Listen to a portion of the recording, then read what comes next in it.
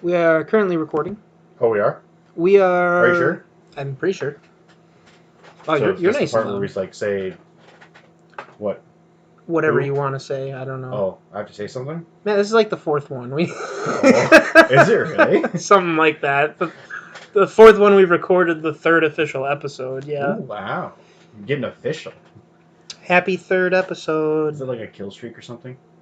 You get a care package? I think it's like UAV. Enemy UAV above. Enemy recon plane! Hey everyone. Hi. Welcome to the Dice and Downloads podcast. I'm your host, the Midwest Wizard, also known as Jake. This is... Matt, the back alley dwarf. I remembered it this time. Yeah, that's 2 in a row. Sweet. Good job. 10 out of 10. I can get there. Proud of you. I'm glad someone is. Oh. Moving on. Matt, what are we going to talk about first today? Do you want to go straight into Twilight Imperium? Well, I don't know if you want to talk about the little stuff and then end with the big thing, or do the big thing and then talk about other stuff. Let's do the little stuff, and we'll end with Twilight Imperium. Because we're going to have a lot to say about that. All right. So that was quite a game. Cool.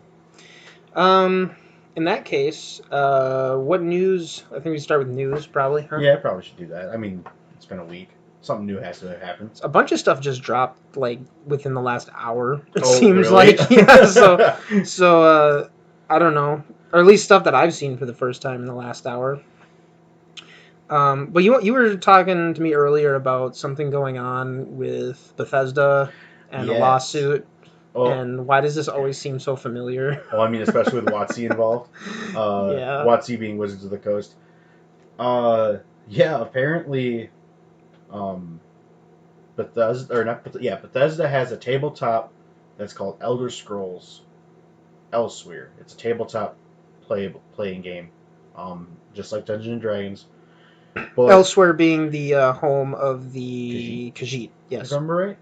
Tall Yep, trees, moon yep. sugar, a lot of skooma. I think it's like deserty, isn't it? I thought Hammerfell was deserty. I thought part of Elsewhere... Well, it's kind of like dry and arid, sort of. Oh, Isn't that what like Elsewhere Savannah, is? kind of? Yeah. Okay, that makes more sense.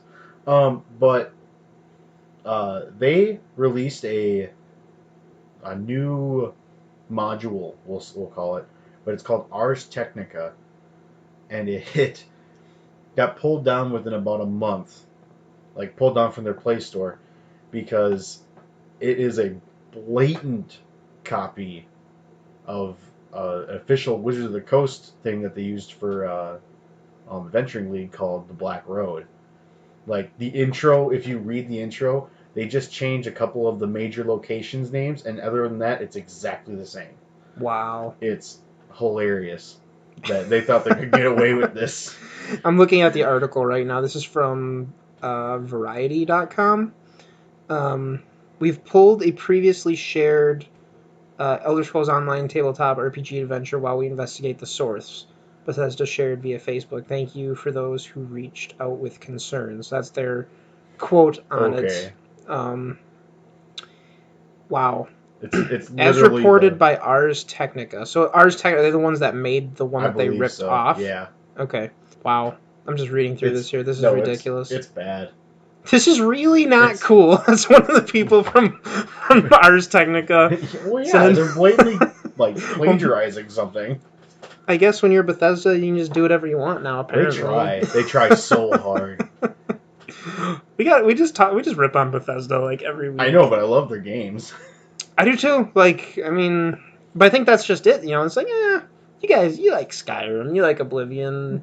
Some of you play Elder Scrolls Online. We're gonna exploit that.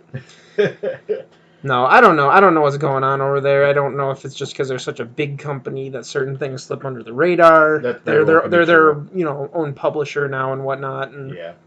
So who knows? I'll give them the benefit of the doubt a little bit. Yeah. But that is wild, though, to think that they're just. Did they buy out ZeniMax?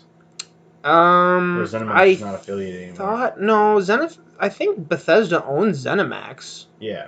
Because I know ZeniMax is like the producer, isn't it? Well, ZeniMax was like they published. I think they published Elder Scrolls Online, or they developed. I'm not even sure if is ZeniMax a publisher or a developer.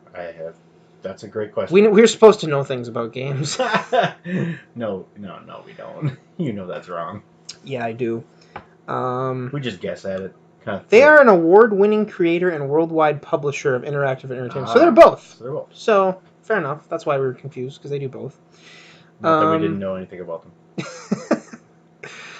Oh, jeez. Well, supposedly they helped with Fallout 76. Yes, they did. Because it was such a big, sprawling project. Okay, I'm not going to rant about Fallout 76 again. I don't even care that much. We're going to get into it again? Nope. We're going to dig right into that? No, it is not going to happen. Not again.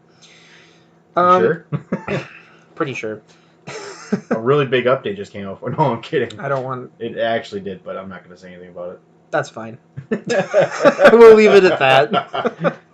No, so that thing I was telling you about, speaking of shady things happening in the gaming industry, apparently there was some more drama around Borderlands 3. This game's been getting a lot of behind-the-scenes attention for a game that doesn't come out for like another 6 or so months. Usually this stuff kind of leaks after the game's released. Yeah, and this is like real bad, like, and you know, people are still going to buy it, obviously. I'm still going to buy it, but this is still pretty messed up. Apparently...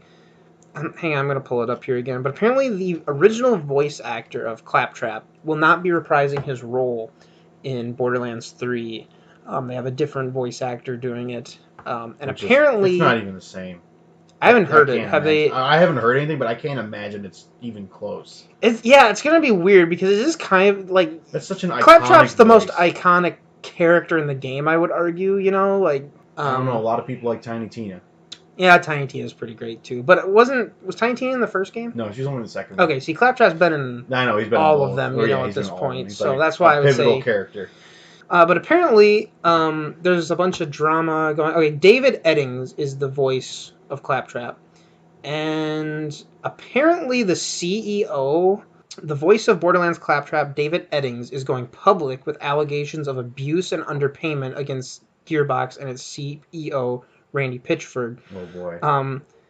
So apparently there's been denials coming from Pitchford and whatnot. But apparently there was something going around where, like, I don't know if it was Pitchford did this or some other higher up at Gearbox actually physically assaulted David Eddings, which is just like, what? Really? Yeah.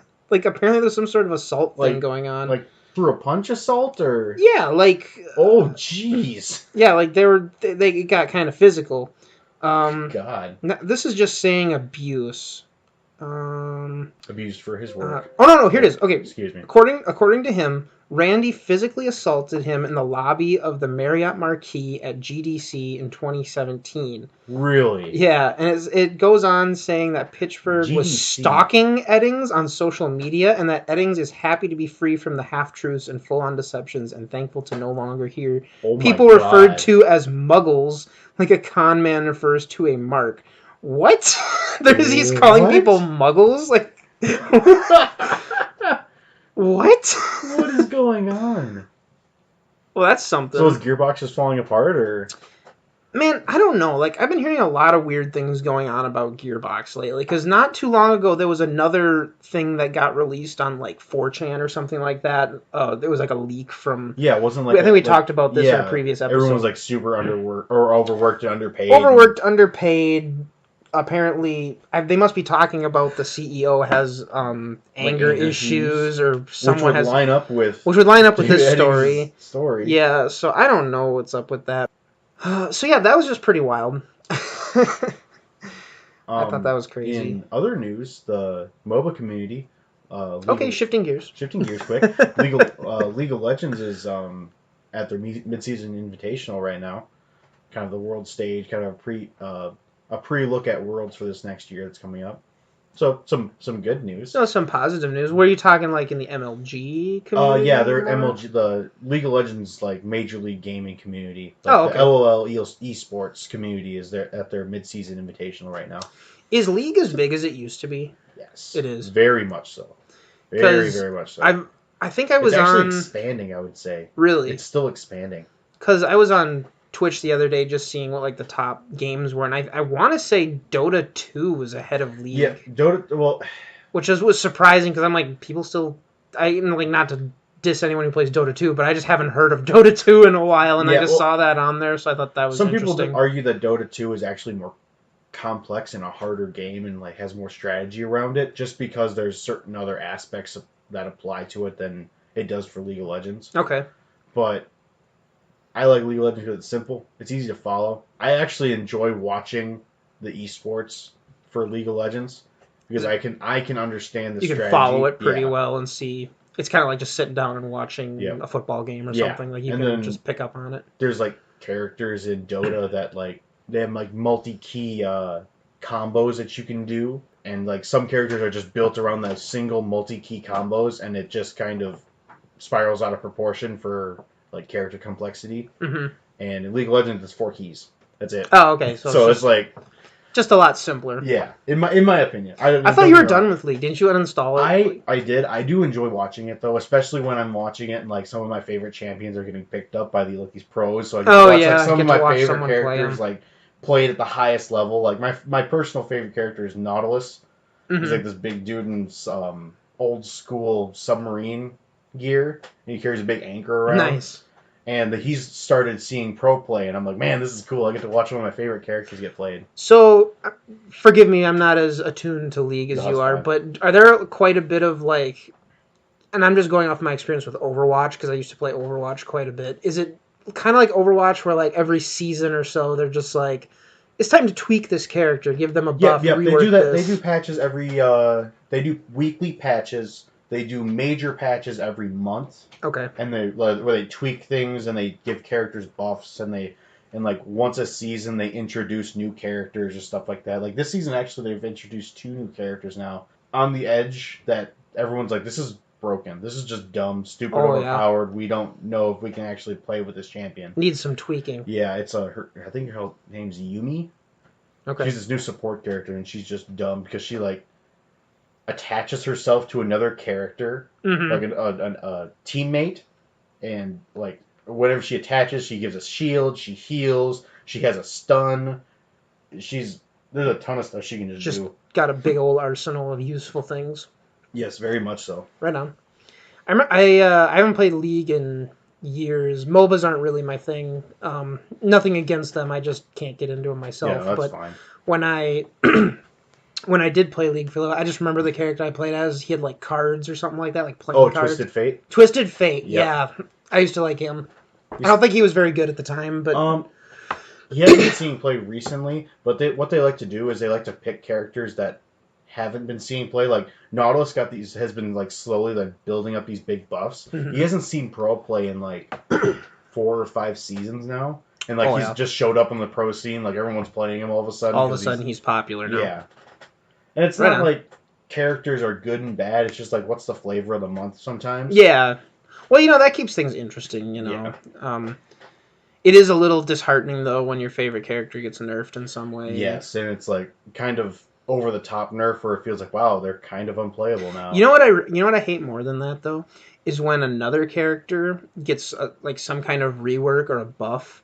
And this goes for any game with this, kind of constant rolling patching. This theme fits in. When a different character basically steals your favorite character's job and does it better, that feels way worse than getting nerfed, in my opinion. That was Nautilus is known as like the CC King because his auto attack is a stun. He has a slow.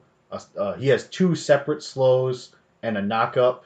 And a drag where he like throws out the anchor, grabs you, and pulls them to you. Okay. So he has like all this like crazy CC. Well, then this new character Braum comes out, and he is just like a CC machine, like the best level 1 in the entire game. You just sit there, just like I'm sitting there playing Nautilus. I'm like, I really like Braum, but Nautilus is is like my favorite. Mm-hmm. Yeah, that's one of the only esports that I actually watch. That's cool.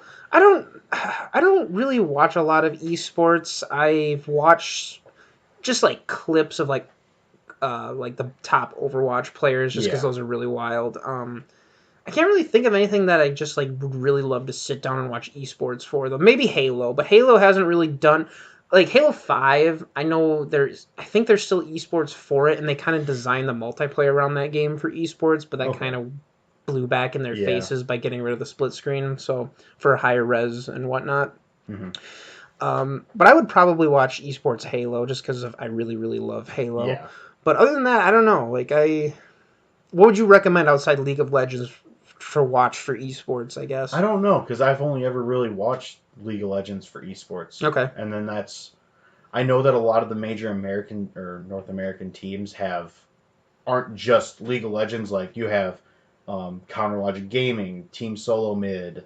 What's another one? Team Liquid's another big one. Cloud9. All of those have.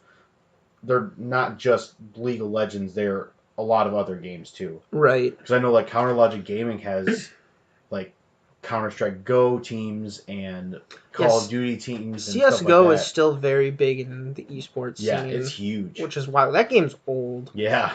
It's pretty crazy. Okay, well, if you're listening to this, shoot me a recommendation. What should I watch if I want to get into esports or check esports out? Something that's not a MOBA and is not Fortnite. I got one for you. It's actually Magic. Magic is now an esport. Oh, I suppose with Arena. With Arena, they released this new Mythic Invitational, and they have like $700,000 prize pools. Really? For these like Mythic Invitationals for on Arena. Well, I'd watch that. I actually like watching those card games. Yeah, it's cool watching like these really high tier players play the game, and it's very interesting. Like some interactions, the only thing that I don't like about it is they have the Hall of Famers that are these like top tier Magic players, and then they take the top 8 or 9 players from Arena's ranked pod, and grab those people and throw them into these tournaments. Okay. So sometimes you run into these people that have like played Hearthstone and ground games, and like they understand like the game mechanics, but they're not Hall of Fame level. Yeah. Like it happened at the most recent one, not the most recent one, but the last Magic Arena tournament, where one of these top mythic players from Arena, not one of the Hall of Famers, went and actually had a major misplay that cost her the game and the match. Wow. Just because she should have layered her spells a little bit differently, and she would have won the game that way, which a pro player would have noticed, but since her inexperience was there, it just didn't make it. She still took like 3rd. Jeez. And that was another big fear, is like, well, these pro players are just going to run these mythic people out of the game. There's no way they can compete, and they did fairly well. Wow. Yeah, that I could totally see myself getting into that. I love watching the just every once in a while throw on like the whatever the world championship for Pokemon is for the TCG, and it's like really crazy to watch what people can do with these card games and the strategies they put out and how fast they can play and think through their strategies. It's really cool. Well, you got any other news you want to talk about at this point? Final Fantasy VII is getting a rework. Yeah, well, they've been talking about the remake essentially for like years now, and people are starting to think that it wasn't going to happen. But I just saw like literally within the last like hour or two, they dropped another trailer, and it's hinting at there's going to be a bigger reveal trailer at E3 this year. Ooh, so that'll be a cool E3. Which it will be, especially considering I don't think Sony's going to be there this year. No. Well, last year, honestly, I was not into Sony's press conference at all. They did not show a lot of things that I was really into, and then a lot of it was stuff that was like either like just about to come out or just like not going to be out. Well, I guess this is what Sony gets for getting all those exclusive titles and not. Well, that's the thing, though. You'd think they'd be showing off more exclusive titles, and I think they did show off like this one that kind of looks like you're in like feudal Japan, and you're like a ninja samurai type thing. I don't know. Another ninja samurai game? Yeah. Actually very reminiscent of Sekiro. It actually looks cool, though.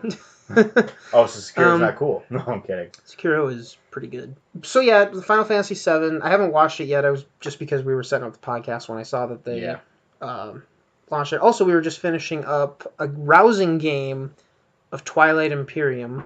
Oh, man. And oh, man. What a game that was.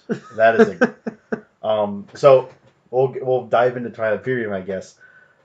List price for this game is a whopping $140. Brace your pocketbook, because this thing's heavy. And I'm not saying, like, price-wise, because it is also heavy price-wise, but the thing weighs like 25 pounds. The box is... You could bludgeon an elephant with it. Yes. The thing is huge. You get a lot of game for... I mean, it's expensive, but you get a lot of game for that price. Mm-hmm. a lot of replay value if you're really into strategy How games. many players? So it's 3 minimum? I believe it's 3 to 6 players. 3 to 6 players? And we played with 3, and just because with schedules, that was just all we could scrounge together was 3 people. It was me, Matt, and our buddy Abram played with us. And none of us had played it before. So it was a lot of stumbling through rules and learning. Like I read the rule book yesterday, and today I'm just like, I don't remember any. And like halfway through, we realize we're doing things wrong, and we have to all right, we got to backtrack a little bit. You got to adjust. But I think if we were to play again, we'd be a lot more comfortable with it. Yes, and it'd be a lot more fluid. Mm-hmm. But it was fun. It took us roughly of actual play time, like 4 hours. Yeah, because we had a 2-hour break in there somewhere. Or like an hour break in there. We took like an hour break. But yeah, it was. I enjoyed my time with it. Did you enjoy it? I absolutely loved it. It was fantastic. I kind of smooshed my way into a win, but that's kind of what I think. I think that's what the game's about too. Mm-hmm. But I would also like to read the side. The side of this box actually has almost exactly what it is. It says Twilight Imperium, an epic board game of conquest, politics, and trade. And all of that happens. Mm-hmm. Every little bit of that is true. Quite a bit. Because that...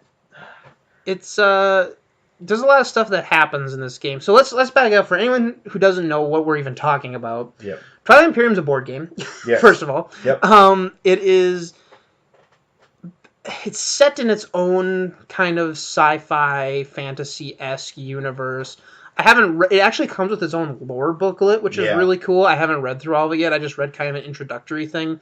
But essentially what the game is about is the central alien race that kind of governs the galaxy. Nice.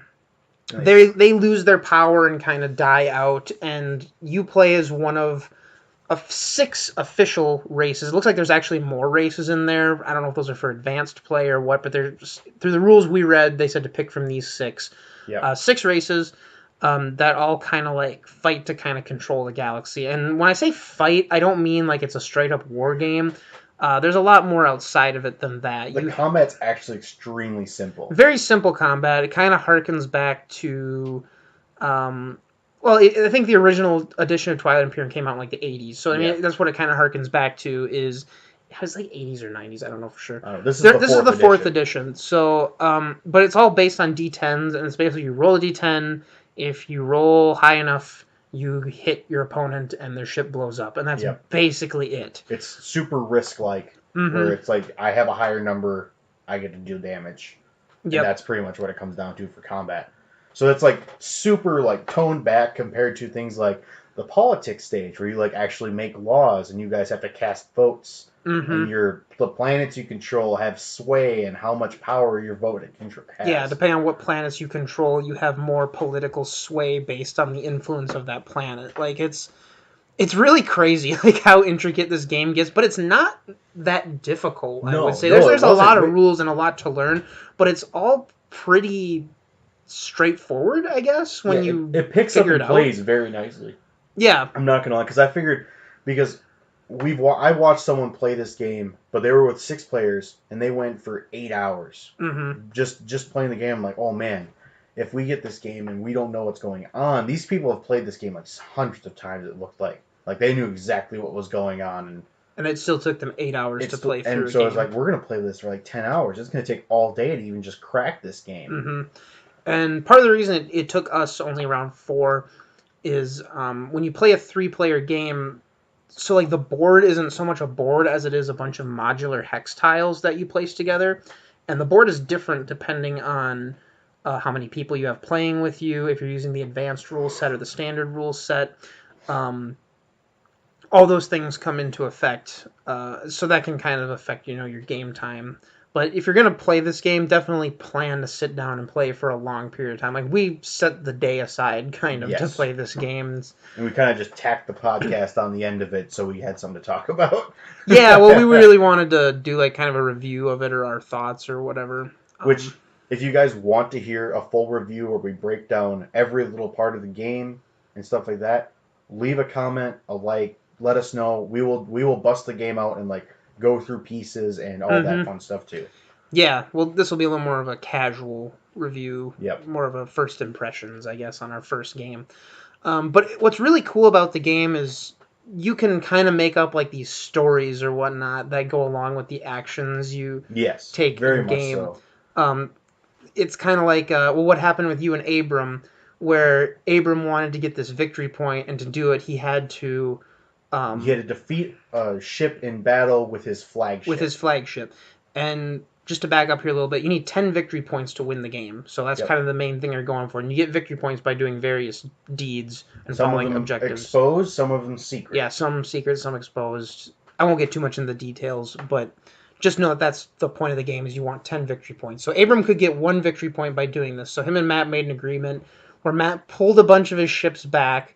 He allowed Abram's flagship to come in, decimate one of his non-essential ships, and then he flew in his fleet again, took out his flagship kind of as like recompense for that. So like you got to think of these ground forces Matt had on this planet down there, watching like this flagship come in, decimate their ship, and then like this heroic fleet come in and save them. When in reality, the whole thing was a secret political ploy by the two of them, just so they could get something out of it, you know.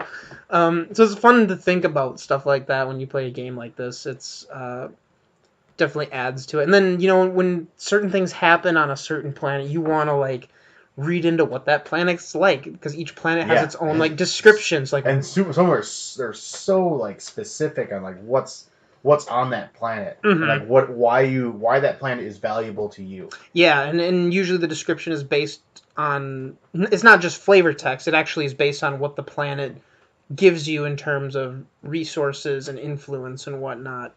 Even though your resources are broken into that resource and influence, there is no like, it gives you wood, water, and fire or whatever. Resources is very abstract. I mean, it could be anything from, you know, armaments to shipbuilding supply, biogenic things. Yeah, it could be anything. Because that was something that I got a couple times. Like, this supplies with biogenic things used for drugs and psychedelics. Yeah, weird stuff. Yeah, so I mean, there's definitely a lot of flavor to the game that makes it really just interesting to play and keeps your attention. You know, you're not just rolling dice and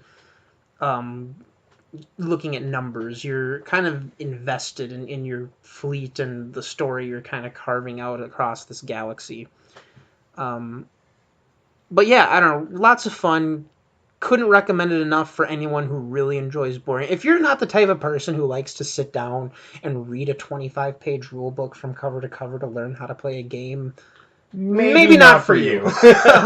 Maybe not. If you're more of a let's crack open some chutes and ladders and drink some beer and have a good, or some trouble. I mean, there's a good old hearty game of nothing wrong with doing that. Just saying this probably isn't for you, because there's definitely a lot of learning involved. Yes. But if you're like us and you enjoy the more complex games with a lot more to them, and you don't mind wading through a bunch of rules and learning a whole new system like this, check it out. And then to go along with that flagship that I took out of Abrams, part of the deal that I made with him, I flat out told him, like, all of my political sway is yours the next time we have to make a vote, if I can take out your flagship. And that was partially what made the agreement okay with him. So it's kind of like, yeah, and I think the next law that was coming up was like something stupid powerful for him. That would, like, I don't remember what it was, but it was something that could have tipped the scales in his favor. It didn't, because you won ultimately, and I barely did, because I didn't realize I had enough victory points I thought I was going to have to do that. I flat out thought I didn't even realize I had enough victory points. Yeah, and that's a non-binding agreement too. That's the other cool thing about this game. In the rules, it even talks about there's 2 different kinds of agreements: binding and non-binding.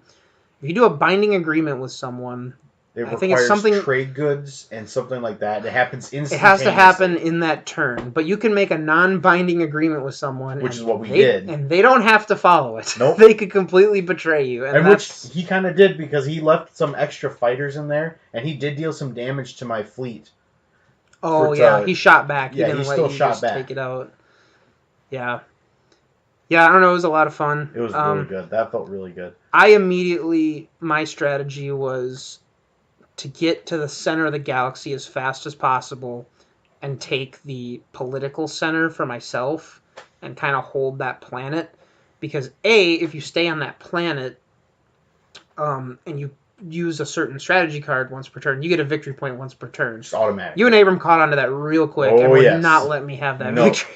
And we went to some pretty extreme lengths to not let him have it.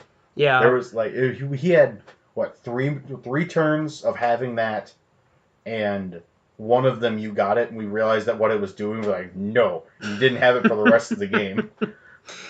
Yeah, but on top of that, just having the political center, you got like a 6 in like influence, which is pretty high. So to equal that, I had to give up 3 of my I had to set aside 3 of my planets just to equal that in like political sway. Yeah. Yeah, it was wild. It was whole thing great. Was pretty wild. Great. And then I tried to like charge you for he takes the political center, and I immediately like dive in and like, all right, I can't just let you have that. We dove into combat so quick, and I'm like, wait, please don't fight. Yeah, I didn't even realize what like ships did, and I realized like afterwards that I dove in with the wrong ships, and like I did his fleet got decimated, just destroyed.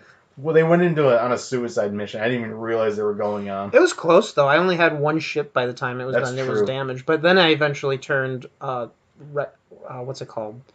Recatol Rex, I think is the name of the planet, or something like that, or Mechatol Rex, something like that. I turned into like this big sprawling military thing. And that was all I did the rest of the game was build up that planet. And it made it really intimidating to work around. Yeah, because it was just in the center. There's a lot of power there. Yeah. Well, yeah. I don't know. I could go on forever about my strategy behind it, but it ultimately doesn't matter because I lost. But that's fine. I'm not bitter. Sure. No, I'm not. I had a lot of fun. It was a blast. I would love to play again. Yeah, we definitely will be playing again. I paid $150 for this game. I want my money's worth. Well, you didn't get it out of that first one? I mean, it was fun, don't get me wrong, but there's still... We're putting the game away, and we're like, there's stuff in here we don't even know what it does yet. Like, we haven't even tokens used and stuff we hadn't even gotten touched. Yeah, and that, I think, coincides with the more advanced rule set that comes with it. Yes. But, yeah. I don't know. Anything else you want to say about Twilight Imperium? Not Twilight Imperium. Not Twilight Imperium. That was a good game. Just that it was good. Yeah, and it was fantastic. I want to play more of it. I do, too. I really do. What are you playing right now, Matt, other than Twilight Imperium and... I actually re-downloaded Binding of Isaac. I've been playing that recently. Astroneer I re-downloaded. That's another survival-esque game. You crash land on a planet kind of thing. Yeah, that's about it. That's about it. I'm playing that, and I'm playing Binding of Isaac, which Binding of Isaac 2 actually Afterbirth, Antibirth. I don't know which one I have. Is it 2 or is it just a DLC? Well, it's the Binding of Isaac Rebirth is the second game, okay. And then they have the Afterbirth DLC and the Afterbirth Plus DLC. I didn't even know that there was a second Binding of Isaac. I thought it was just the first one was a Flash game. Like, you could play on, like, Newgrounds. Oh, really? Yeah. Oh, I didn't know that. The very first one... Like, no, I shouldn't say the first one. The very first one was a Flash game that you play on, like, Newgrounds. And then the first one came out, and now there's the Binding of Isaac Rebirth. Wow. Which I love those games. I love that game a lot. I've heard a lot of good things about it. I've watched people play it, and I'm just like, I don't know if it's something for me necessarily, but it looks interesting. It's dark. I know it's very dark, yeah. It's a very dark game. I've been meaning to play more Hollow Knight since you got me hooked on it. It's a great game. I do really like Hollow Knight a lot. It's very, very fun. And just the music and atmosphere. I know, it feels so good. It feels like such a good game.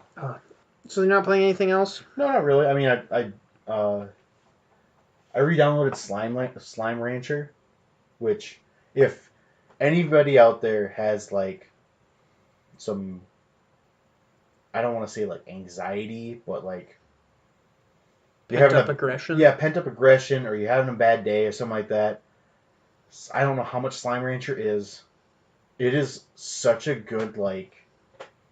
It's such a peaceful game, and it's really hard to, like, get super, like, invested and stressed while playing it, because everything about it's, like, cushy, and it feels really good to play. Mm-hmm. Like, it's an amazing game, and all you're doing is you go around and you pick up slimes and you throw them in a cage and they poop. I'm not even kidding. You harvest that, right? You feed them, they poop, you pick up the poop, you sell it. That's the whole game. 10 out of 10. Game of the year. And there's a story that goes behind it, which actually it's really nice. The soundtracks are very calming. It's a really nice game. It's a very aesthetically pleasing game. Would you say it's as relaxing to play as like Stardew Valley? Yes, very similar. I would put that like right side by side Stardew Valley. Okay. It's very relaxing to play. That game, Stardew Valley. My problem with that game, I really like it. I get sleepy while playing it because it's relaxing. That's the same with Slime Rancher. Slime Rancher is the same way. It's like I get kind of tired while playing it, and it's such a nice, relaxing game to play. Mm-hmm. Good way to unwind. Yeah, it's not like Witcher 3 or Subnautica or where you're like constantly on edge about something. It's like, no, I'm playing some Slime Rancher. Just farming some slime poop. Yep. Harvesting plorts. Plorts. That's what they call them. Okay. And it's super cute and chibi, and it's a fun game. Nice. Very nice. I'll tell you what's not super cute and chibi and relaxing is Days Gone. I was going to say, let me guess. Sekiro. No, I'm kidding. I haven't played Sekiro in a while. Like, Days Gone got you that good? I'm really into it. And I know I talked about this last time, but I never thought I would pick that game up. Because I was just so burnt out on zombies and that whole genre. But I come home and I'm like, I want to play some Days Gone, at the end of the day. Or I'm sitting there at work like, I just want to go home and play some Days Gone and ride around on my bike and kill zombies. Like, that just sounds fun. And I don't know if maybe because it's a little more simple than a lot of other games I've played lately. But I don't know. There's something about it that's just got me really hooked, and I can just find it really easy to get into and play. The one thing I am bummed about, and I was telling you about this today, is it seems like the frame rate drops I've been having have been getting worse in Days Gone. That seemed, and when I played a little bit, you noticed it, especially when there's a lot of items in the area to render and whatnot. And it was like, oh, this feels choppy. Like to the point where like the back tire of your bike stops spinning and becomes a solid thing. Did that happen? I didn't notice twice. that. I'm like, really? Is that? Yeah, and it's like, why is this happening in this big AAA Sony exclusive game? Yeah, and I also noticed two things.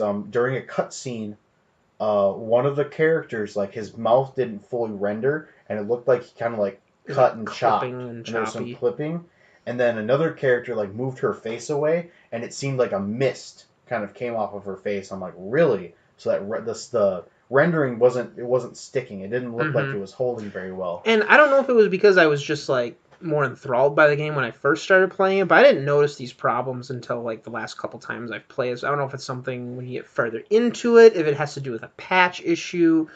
I don't know. It's possible. I don't know if it's because I'm playing on just a regular PS4. I'm not playing on a Pro. If you have a PS4 Pro and you're listening to this and you're playing Days Gone, are you experiencing these issues? I would like to know that. 3 viewers that aren't actually us. Hey. 4, all right. Oh, you're right, 4. But I can't count my grandma, and I know you can't count your grandma, so... I'm kidding. He's doing such a good job. Hi, Grandma. Oh. Yeah. We do appreciate anyone listening, though. Yes, that's for amazing. All seriousness. But yeah, I don't know. It's even with the choppy frame rate or whatever, I'm still having a blast with that game. Oh, like it's still so I was on the edges of my seat watching you play. And that little bit that I just got to drive around was kind of fun. Yeah, it's a good time. Can't complain at all. I could, but I'm not gonna because I like it. It looks like a fantastic game. Other than that, I finally beat Dark Souls 2. after several restarts, after not rage quits, but like, have you ever had like the opposite of a rage quit? Okay, not even the opposite of rage quit, because that would just be like getting bored and quitting. Yeah. But like, where a game just makes you feel so empty and so why am I so just like broken this? And just like I just don't want to go on anymore. I had that happen once bad with Dark Souls 2 because I hated my build so much, but I was so far into the game that I was just like, I can't justify starting over at this point. I'm like, I gotta be close to the end, and then I looked it up and I was only like barely halfway through, and I was like, such a long game. I'm far enough where like I don't want to start over, but I can't picture myself going on, so I had to put it down for a while. It's just too long. That's my biggest complaint with that game. It's a very long game. Even skipping the optional stuff, it's a very long game. Yeah, and I did. I skipped for sure a couple optional areas and bosses, and I didn't do any of the DLC, even though I know a lot of people really like the DLC for 2. Like that's their highlight. Yeah. I just couldn't do it. I'm like, you know what? I finished it. I'm done for a while. I liked it. Don't get me wrong. Like I do think it's still the weakest out of the Souls games, but which I can agree with. Yeah. I might tote Dark Souls 2 enough, but it's a very, very unpolished game. Yeah. It's not even that it's unpolished. It was just designed, I don't want to say maliciously, but they took that like, oh, we need to make a hard game, and they blew it out of and proportion. they made it so it's not really as fun as like the first. Like Dark Souls 1 is really long too, don't get me wrong, but it doesn't feel as long as Dark Souls 2. And Dark Souls 3 definitely isn't as long. At least it doesn't feel as long to me. Maybe because that one's a little more streamlined, but finally beat it. If I might do like a full-on review of it, just because I do have a lot to say about it. Although the problem is I feel like a lot of things I could say about it have already been said about it quite a bit too, because there's definitely a split in the fan community over, is 2 the worst or the best? Is it though? No, I'm giving you a hard time. I'm giving you a hard time. Don't start. I did like my character this time around, though. My build was a lot more fun. My first time I tried just doing the classic cleric with a mace and shield. Good luck with that. In 2, it's so hard because you get ganked so much, and you need crowd control. Yes. Well, so here's another thing with 2. You're playing Scholar of the First Sin, aren't you? Yeah. Okay, so Dark Souls 2, before they did Scholars of the First Sin... Where they updated it and changed things. They changed things. You got lightning from the first Dragon Rider. You still get it in that first area. Yeah, you still get it, but... From that lady or whatever. You get that from the lady just after that boss. In the original Dark Souls 2, it was stupid good. Yeah. It was absolutely amazing, wonderful, fantastic. Lets you literally like steamroll through the rest of the game. Now picture how bummed I was when I was playing as that cleric build and I finally got to the lightning and it was just like not very good at all. It's awful. Scholar of First Sin's lightning, terrible. You need to level up quite a bit and put a lot into faith before you're actually going to do any damage with lightning bolts or whatever. I think it's still decent when you get higher up, but at first it's not like how it was. Which is a shame, because I just wanted to waste everyone with lightning. So instead I made a Guts-themed build, Guts from Berserk, and I got... His sword is literally in the game. It's like the Ultra Great Sword or whatever it's called. And I just made a straight strength build. I used a little bit of pyromancy too. Yeah. Mostly strength, though. And just like a lot of those bosses, I was just like... Bam, bam, bam. Like 3 hits would just take out such a huge chunk of its health. The only downside is you were very slow because it was such a heavy sword, but still fun. That's what I would recommend to new players is to just do a straight strength build with a big sword and. I would say that's almost all Souls games. For the easier version, I would say Dark Souls 1, sword and board with pyromancy is the way to go. Dark Souls 2 does this weird thing. Its tracking with a lot of enemies are too good, where like you can't get behind anyone and you can't do the whole block off game with them. Yeah. Like it's very annoying. Yes. I know why they did it, but they did it like they tipped those scales too far in that direction, and that's why it's not even worth it to me. It really isn't. It's like Dark Souls 1 and 3 are like tough but fair. Dark Souls 2 is tough and borderline unfair. Yeah. Very much so. And a lot of people say 2 is the easiest in the series. I disagree with 100%. I had way more trouble with 2 than any of the other ones, but I also maybe because I had less fun with 2. Yeah, the hollowing part of it. In 2, not the hollowing, but the health decreasing in 2. Yeah, so when you get cursed when you die. Yeah. And that was something they took from Demon Souls, I believe, like that concept. It's not too bad, especially, I don't know how it is in the original Dark Souls 2, but in Scholar of the First Sin, you can get in Hyde's Tower of Flame, which isn't too far into the game, a ring that lessens your hollowing upon death. Yeah. So that's like almost necessary to have if you're new to the game. Like you should definitely hunt down that ring. I don't want to discourage people from playing it, but I would definitely say maybe play it last out of those. If you want to get into those games and see what Dark Souls is all about, I would say 3 or 1. Play either of those first, and then when you get to the other ones, go to 2. No, I do feel Dark Souls 2 is definitely the harder of the games, but I've also never played Bloodborne or Sekiro. Sekiro is... I don't want to get too much into Sekiro again because I've already talked about that game enough. But we talk about Dark Souls every other episode, so... Yeah, fair enough. I don't know. Sekiro's tough in its own way. Honestly, out of like the soul... So if we're just saying Dark Souls and Bloodborne...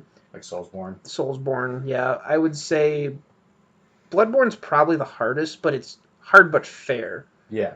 Not Dark Souls 2. Dark Souls 2 is hard but kind of unfair. And I don't know how you want to rank difficulty, but I guess it just depends on how much fun you want. Yeah, at the end of the day. You want. Like... And some people love Dark Souls 2 and they think it's the best in the series, and that's totally fine.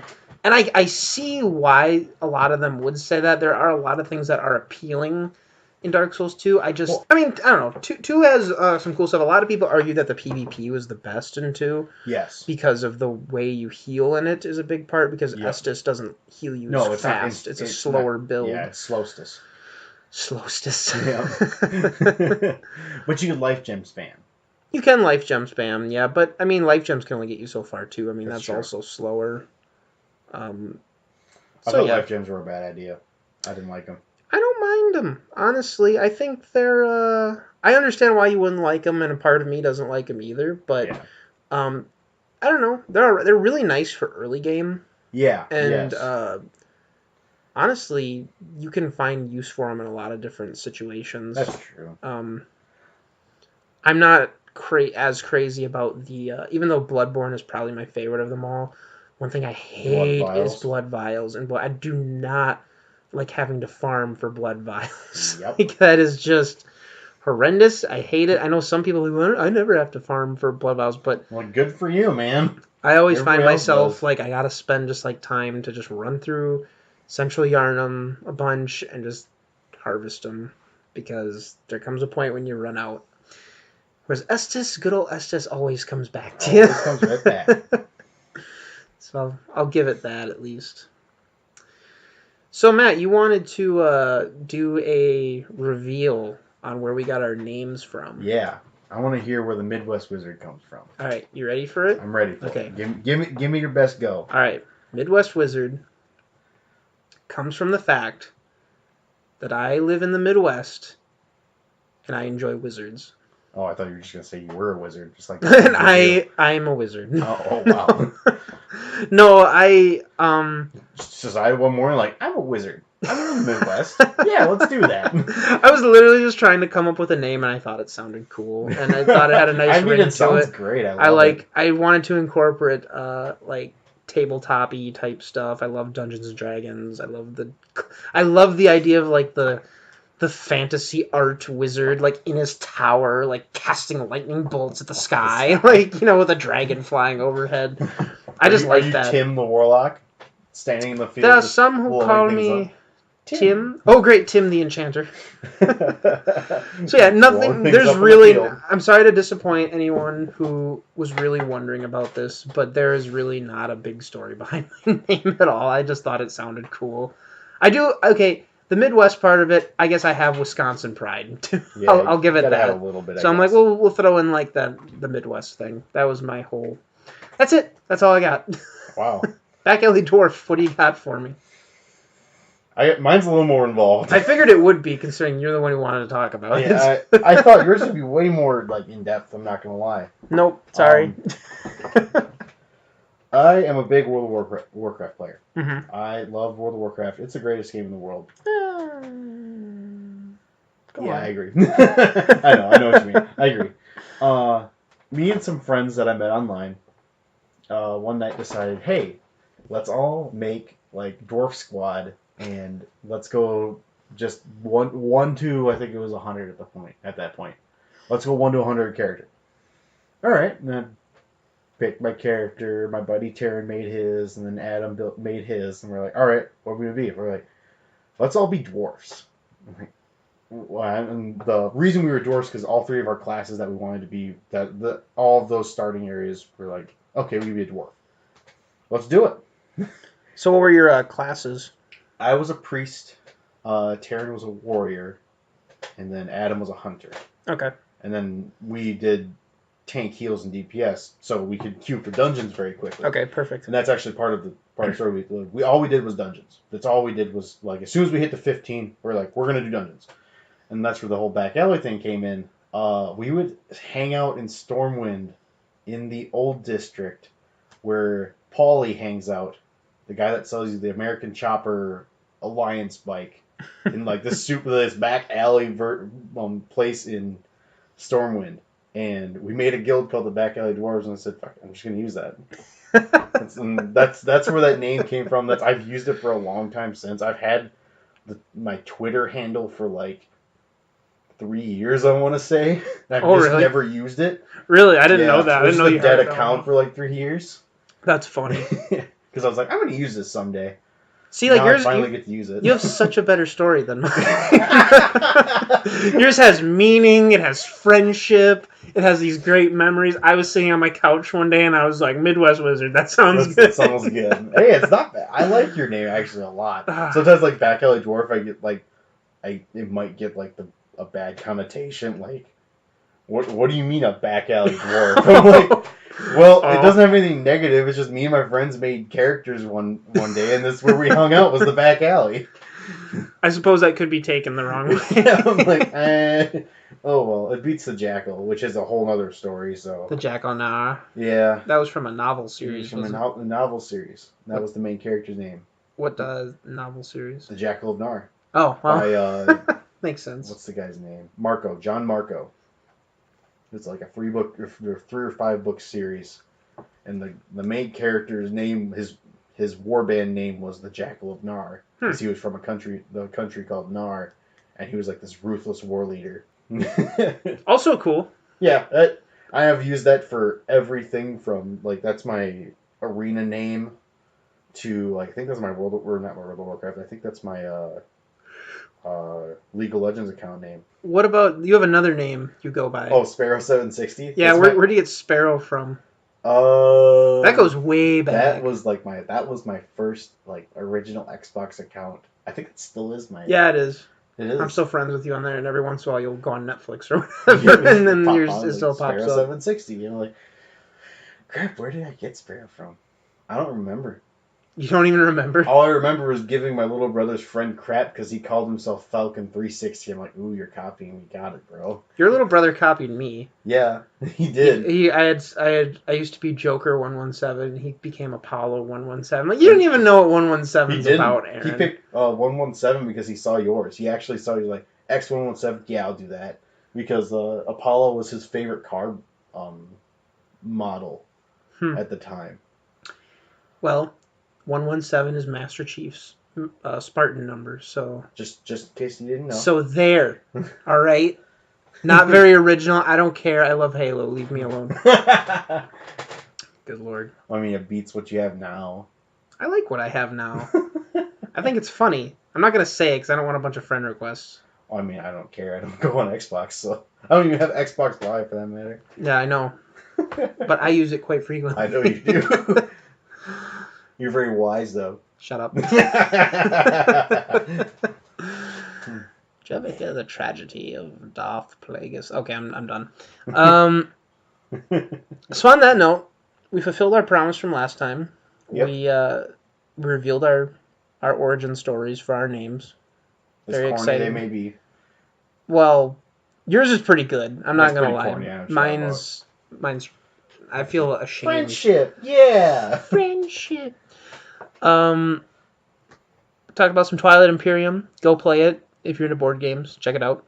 I mean, try and find a place to play it. It also takes up a lot of table space. Yeah, you need a big table, especially if you're playing with 6 people. Yes, 3 we were cramped. And yeah, no. You have anything else you want to talk about? No, I'm good. You sure? Yeah, I'm pretty good. Last chance, because otherwise you gotta wait a whole another week. Yeah, I'm good. Okay. All right. Well, thanks for listening, everyone. You can find me at Back Alley Dwarf on Twitter, also on YouTube and Twitch. Those are my 3 locations right now. Facebook is kind of meh. I don't really know how to set that up. I might actually ask you about that. Oh, it's easy. Is it? I have one on Facebook for Midwest Wizard. You can follow me at Midwest_Wizard on Twitter, Facebook, YouTube, and Twitch.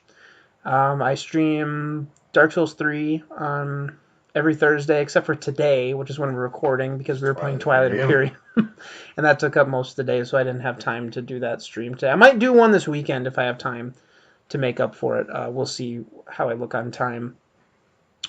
But yeah, Matt, what are you streaming these days? I'm probably going to go back to Slay the Spire and some Magic Arena. That's what I'm going to stream regularly, and I'll probably like sprinkle in Oblivion here and there. Nice. I'll probably have an Oblivion character for streaming for the masses to watch me play, so everyone can get a good feel of the Dark Brotherhood again. The best quest line in the entire series. So good. And that's the only reason I stopped streaming it, because I finished streaming the one day, and I'm like, man, I love playing this game, and I don't really want to play it in front of people. So I just went and played like all of my favorite parts. And those are the parts I wanted to watch. Well, I'll play them again. Don't worry. I think we talked about this last week. Yeah, we did. Say hi, Sarah. Oh, yeah, Sarah's walking through. She's doing laundry. Say hi. Hi. She said hi. Don't worry, it's the end. You're officially on the podcast. I'll cut it anyways, don't worry. He's not going to cut it. All right, well, thanks for listening, guys. Listening to us rant and ramble about our favorite things, games. And we'll see you next time. Take it easy, guys. Bye.